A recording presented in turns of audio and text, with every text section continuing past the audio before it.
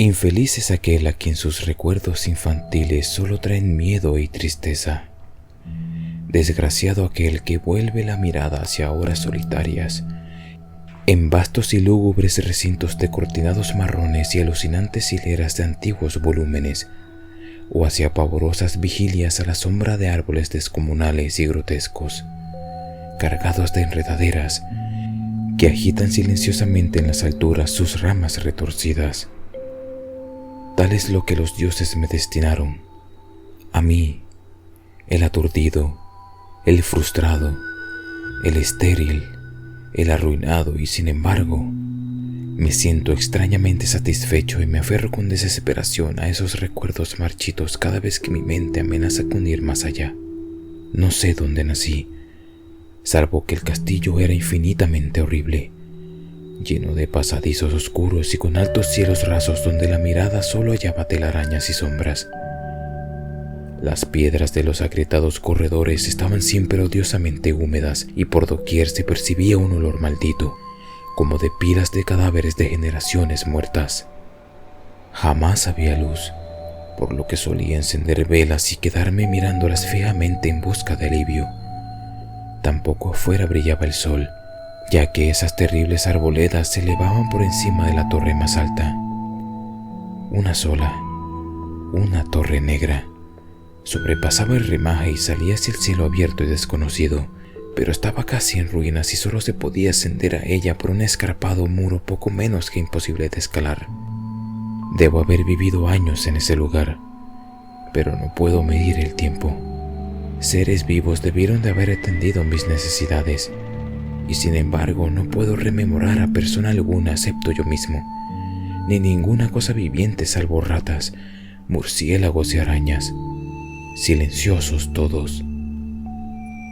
Supongo que quien quiera que me haya cuidado debió haber sido asombrosamente viejo, puesto que mi primera representación mental de una persona viva fue la de algo semejante a mí, pero retorcido, marchito y deteriorado como el castillo.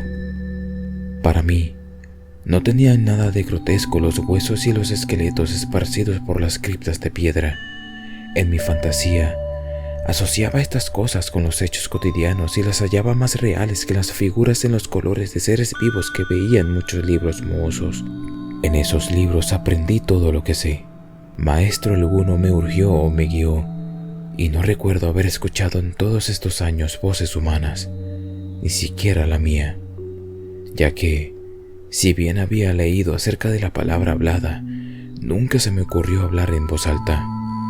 Mi aspecto era asimismo una cuestión ajena a mi mente, ya que no había espejos en el castillo y me limitaba, por instinto, a verme como un semejante de las figuras juveniles que veía dibujadas o pintadas en los libros. Tenía conciencia de la juventud a causa de lo poco que recordaba. Afuera, tendido en el pútrido foso, bajo los árboles tenebrosos y mudos, solía pasarme horas enteras soñando lo que había leído en los libros. Añoraba verme entre gente alegre, en el mundo soleado allende de la floresta interminable. Una vez traté de escapar del bosque, pero a medida que me alejaba del castillo, las sombras se hacían más densas y el aire más impregnado de crecientes temores, de modo que eché a correr frenéticamente por el camino andado, no fuera a extraviarme en un laberinto de lúgubre silencio. Y así, a través de crepúsculos sin fin, soñaba y esperaba aun cuando no supiera qué, hasta que en mi negra soledad, el deseo de luz se hizo tan frenético que ya no pude permanecer inactivo y mis manos suplicantes se elevaron hacia esa única torre en ruinas que por encima de la arboleda se hundía en el cielo exterior e ignoto. Y por fin resolví escalar la torre, aunque me cayera, ya que mejor era vislumbrar un instante el cielo y perecer que vivir sin haber contemplado jamás el día. A la húmeda luz crepuscular subí los vetustos peldaños de piedra hasta llegar al nivel donde se interrumpían, y de allí en adelante, trepando por pequeñas entradas donde apenas cabía un pie, seguí mi peligrosa ascensión. Horrendo y pavoroso era aquel cilindro rocoso, inerte y sin peldaños, negro y ruinoso y solitario, siniestro con su mudo aleteo de espantosos murciélagos. Pero más horrenda aún era la lentitud de mi avance, ya que por más que trepase, las nieblas que me envolvían no se disipaban y un frío nuevo, como de moho venerable y embrujado, me invadió. Tiritando de frío, me preguntaba por qué no llegaba a la claridad, y de haberme atrevido, habría mirado hacia abajo. Antojósome que la noche había caído de pronto sobre mí, y en vano tanteé con la mano libre en busca del antepecho de alguna ventana por la cual aspirar hacia afuera y arriba y calcular a qué altura me encontraba. De pronto, al cabo de una interminable y espantosa ascensión a ciegas por aquel precipicio cóncavo y desesperado, sentí que la cabeza tocaba algo sólido. Supe entonces que debía haber ganado la terraza, o cuando menos, alguna clase de piso. Alcé la mano libre y en la oscuridad palpé un obstáculo, descubriendo que era de piedra e inamovible.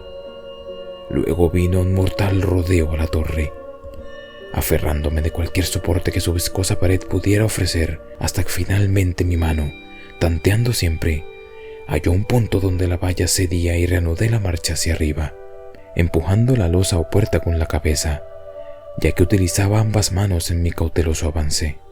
Arriba no apareció luz alguna, y a medida que mis manos iban más y más alto, supe que por el momento mi ascensión había terminado, ya que la puerta daba a una abertura que conducía a una superficie plana de piedra, de mayor circunferencia que la torre inferior, sin duda el piso de alguna elevada y espaciosa cámara de observación. Me deslicé sigilosamente por el recinto tratando que la pesada losa no volviera a su lugar, pero fracasé en mi intento. Mientras yacía exhausto sobre el piso de piedra, oí el oscilante eco de su caída, pero con todo tuve la esperanza de volver a levantarla cuando fuese necesario.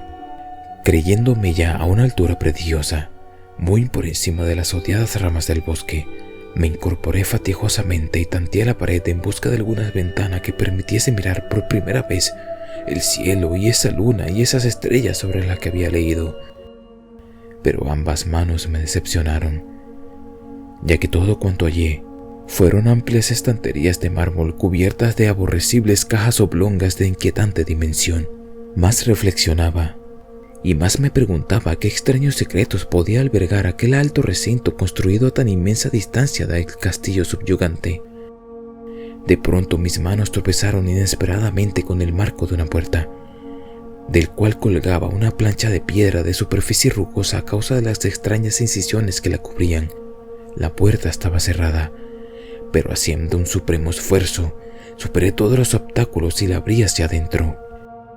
Hecho esto, invadiéndome el éxtasis más puro jamás conocido, a través de una ornamentada verja de hierro y en el extremo de una corta escalinata de piedra que ascendía desde la puerta recién descubierta, brillando plácidamente en todo su esplendor, estaba la luna llena, a la que nunca había visto antes, salvo en sueños y en vagas visiones que no me atrevía a llamar recuerdos.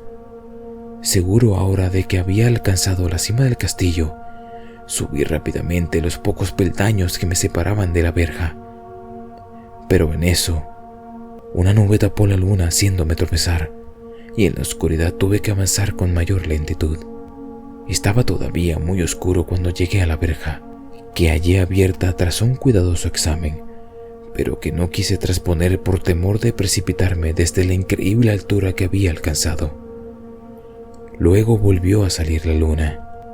De todos los impactos imaginables, ninguno tan demoníaco como el de lo insondable y grotescamente inconcebible. Nada de lo soportado antes podía compararse al terror de lo que ahora estaba viendo, de las extraordinarias maravillas que el espectáculo implicaba. El panorama en sí era tan simple como asombroso, ya que consistía meramente en esto: en lugar de una impresionante perspectiva de copas de árboles de vista desde una altura imponente, extendíase a mi alrededor, al mismo nivel de la verja, nada menos que la tierra firme, separada en comportamientos diversos por medio de lajas de mármol y columnas, y sombreada por una antigua iglesia de piedra cuyo devastado capitel brillaba fantasmagóricamente a la luz de la luna. Medio inconsciente, Abrí la verja y avancé bamboleándome por la senda de grava blanca que se extendía en dos direcciones. Por aturdida y caótica que estuviera mi mente, persistía en ella ese frenético anhelo de luz.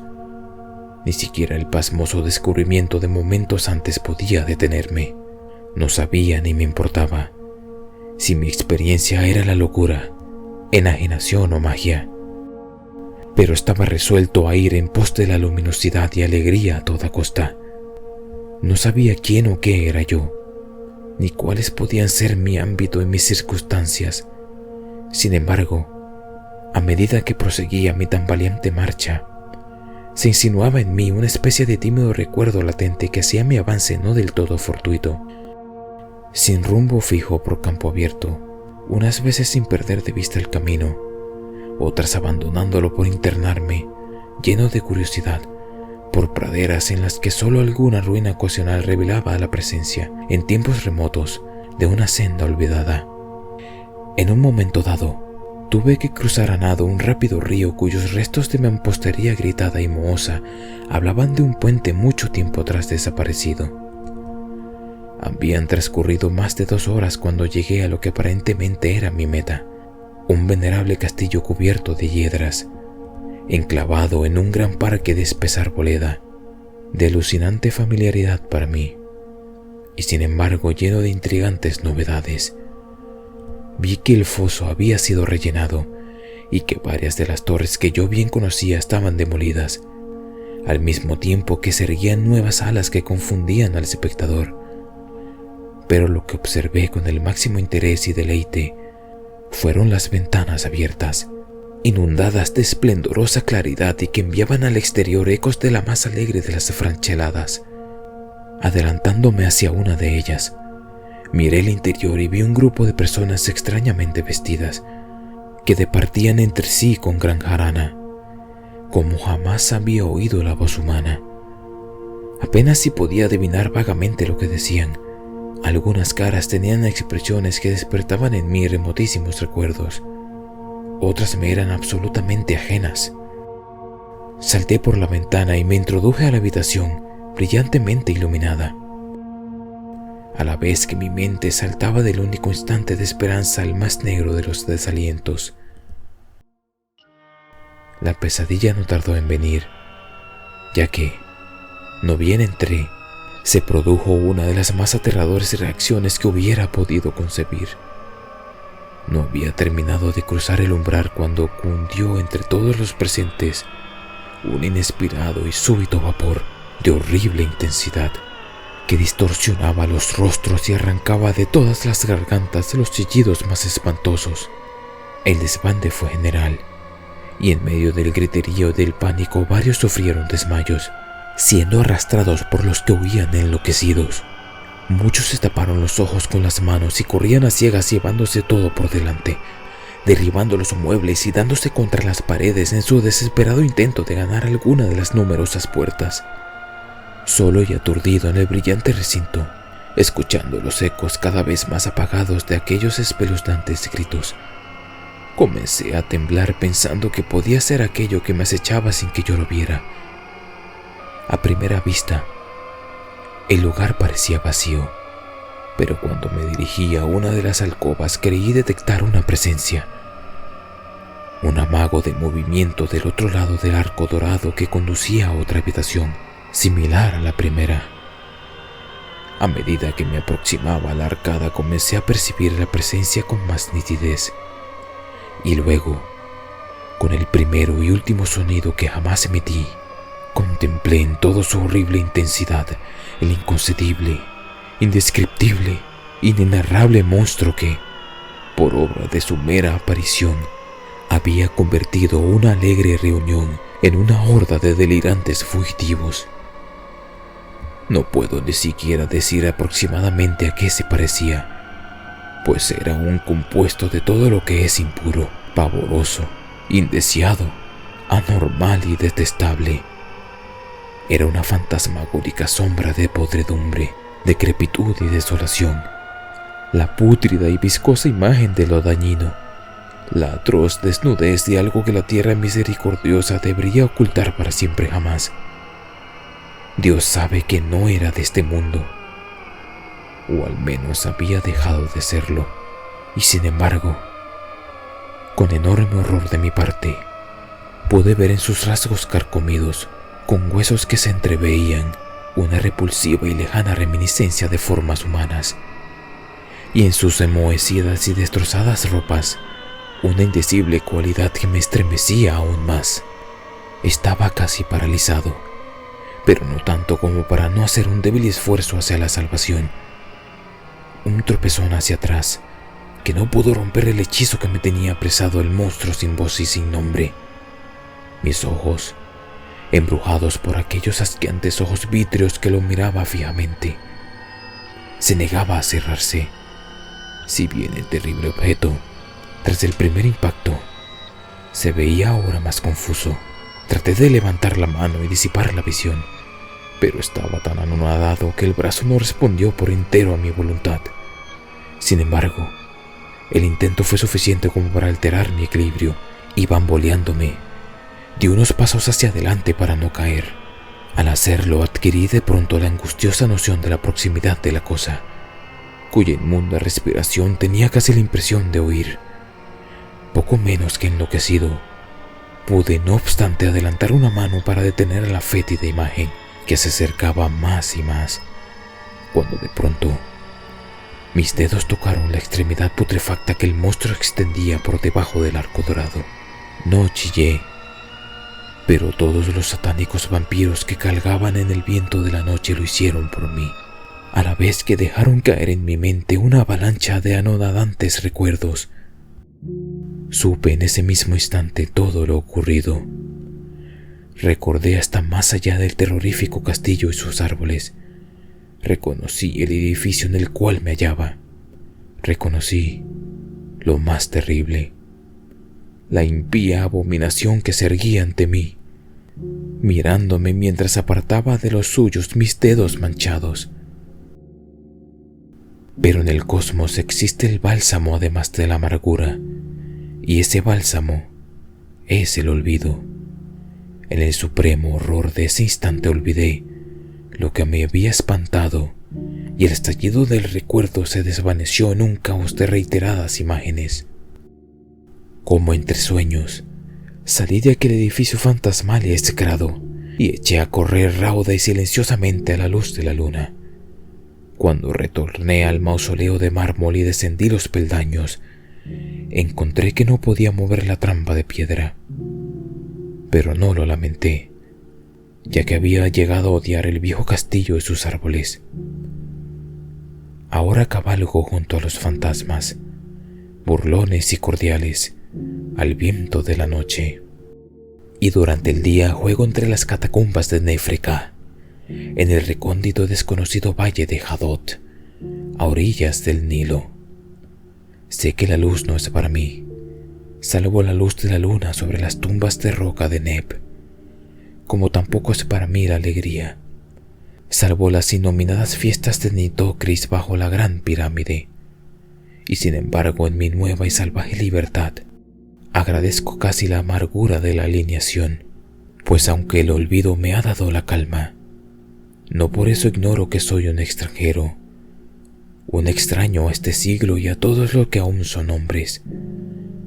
Esto es lo que supe desde que extendí mis dedos hacia esa cosa abominable surgida en aquel gran marco dorado. Desde que extendí mis dedos y toqué una fría e inexorable superficie de pulido espejo.